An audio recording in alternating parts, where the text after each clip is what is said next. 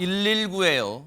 다급한 신고 전화 한 통이 걸려왔답니다. 하재근 평론가님. 12월 3일에 저녁 7시 50분쯤에 서울 종로구에 있는 고급 주상복합 아파트에서 네. 50대 남성이 아내가 머리를 다쳤다면서 119에 신고를 했습니다. 하하. 그래서 바로 경찰하고 구급대원이 현장에 이제 출동을 했는데 네. 근데 구급대원이 도착했을 때 남편이 신고를 했잖아요. 네. 아내가 다쳐 쓰러져 있잖아요. 아하. 근데 정작 신고한 남편은 집에 없었습니다. 어머? 아내만 혼자서 쓰러져 있었습니다.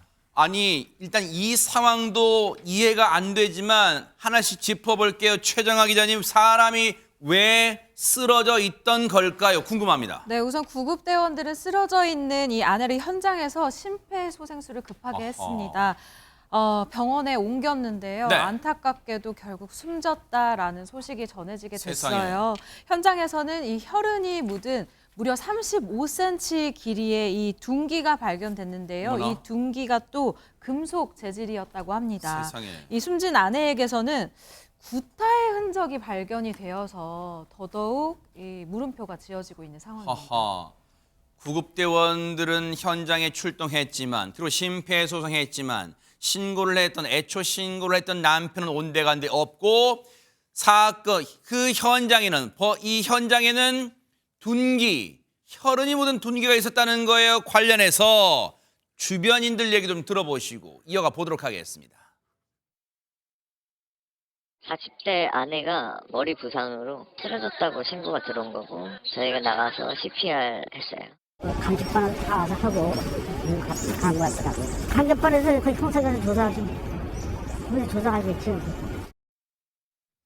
자, 딱 그 현장 상황만 봐도요. 박성배 변호사님, 이거 심상치 않은 강력 사건이 벌어졌다고 직감할 수 있는데 일단 신고를 했던 남편은 대체 어디 간 겁니까? 남편은 신고 이후에 집을 나갑니다. 그뒤 1시간 30분 후에 변호사와 함께 돌아오는데 그동안 경찰이 외부 침입 흔적 등 범죄 정황도 확인해 본 모양입니다. 네. 남편이 의심스러웠던지 돌아온 남편에게 이 범행 사실을 추궁하기 시작합니다. 그렇지만 어허. 남편은 묵비권을 행사합니다. 그렇지만 계속된 추궁에 결국 남편은 자신이 아내를 살해했다고 시인했고 현장에서 살인 혐의로 긴급 체포됐습니다. 세상에, 이게 대체 무슨 얘기입니까?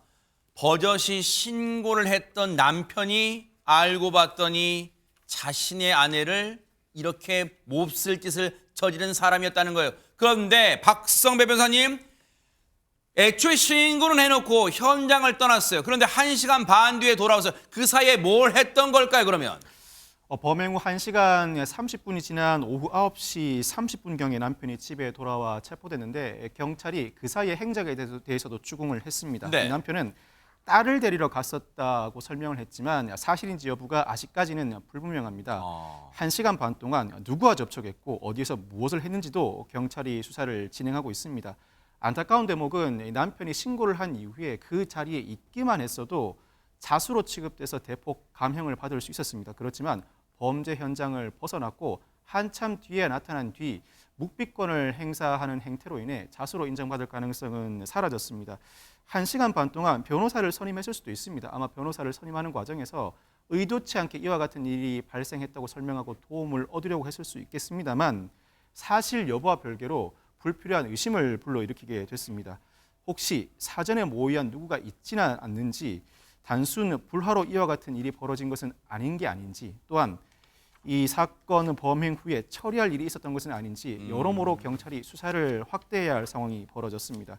1시간 반, 그 긴 시간이 아니기 때문에 사실 경찰은 그동안의 행적을 충분히 조기에 발견할 수 있습니다. 네. 통화기록, 수발신 등 동선을 추적해낼 수 있고 가족, 전 직장 동료뿐만 아니라 극단적인 상황이 발생했을 때 도움을 청할 주변 인물들 탐문 조사를 통해 아마 머지않은 시점에 그동안의 행적을 밝혀낼 수 있을 것으로 보입니다.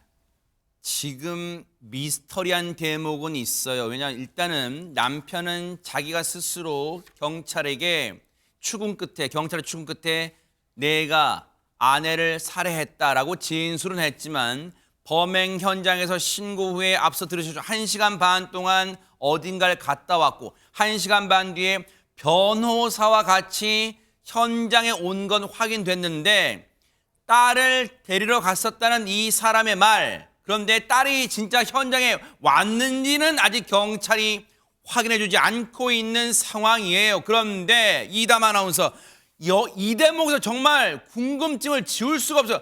왜 남편이 아내를 상대로 이런 몹쓸 짓을 저지른 겁니까?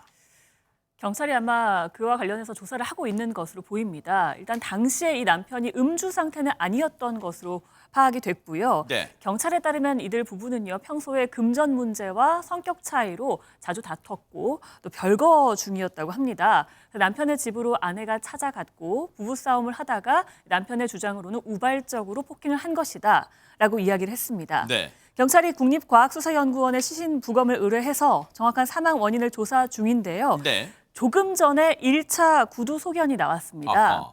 구두 소견 결과 경부 압박 질식과 저혈량 쇼크가 경합한다는 소견입니다. 경부 압박이라면 목인 거잖아요. 네. 그래서 목을 졸랐을 가능성이 지금 생긴 겁니다. 네. 그리고 경찰은 지금 남편에 대해 구속영장을 신청했고요. 살해 의도 언제부터 있었는지 또 왜 현장을 빠져나간지에 대해서도 집중 조사하고 있습니다. 경부 압박 질식과 저혈량 쇼크라면 출혈이 컸다. 이 둔기로 인한 폭행으로 출혈이 컸다라는 걸 미루어 짐작해 볼 수 있는 사인인데, 그런데 보세요. 이 범행을 저지른 남편의 직업이 알려지면서 더더욱 이 사건의 미스터리한 점이 증폭되고 있다면서요, 김현주 평론가님. 네, 경찰에서 조사를 해보니까 이 지금 남편이 국내 대형 로펌에서 근무하고 있는 변호사였다고 합니다. 미국에서 변호사 자격증을 아마 따가지고 온 모양이에요. 네. 더구나 더욱 놀라운 사실은 이 지금 남편의 부친이 전직 다선 국회의원이고 검사 출신이었다고 합니다. 그래서 더욱더 충격을 주고 있는데 네. 이 남편이 근무했다고 하는 해당 로펌 관계자에 따르면은 이 피의자가 범행 이후에 퇴사 의사를 밝혀서 현재는 이미 사직 처리가 됐다라고 이야기를 하고는 있습니다만 그간의 일부 보도를 통해서는 이미 범행이 있기 전에 사직을 했었다라는 이야기도 있어서 이 사실관계에 대해서는 앞으로 보다 조사가 필요하지 않을까 싶습니다. 그러니까요. 아무리 뭐가 신속히 처리된다지만요. 이 범행이 일어난 게 3일인데 범행 직후 사직 의사를 밝힌다고 바로 사표가 수리됐다. 어쨌든 일단은 진술을 이렇게 하고 있으니까 그쪽 로펌 관계자가 일단 이 전후 관계도 경찰이 들여다볼 거라고 생각이 됩니다. 뭔가 미스터리한 점, 석연치 않은 점이 일단 많아요.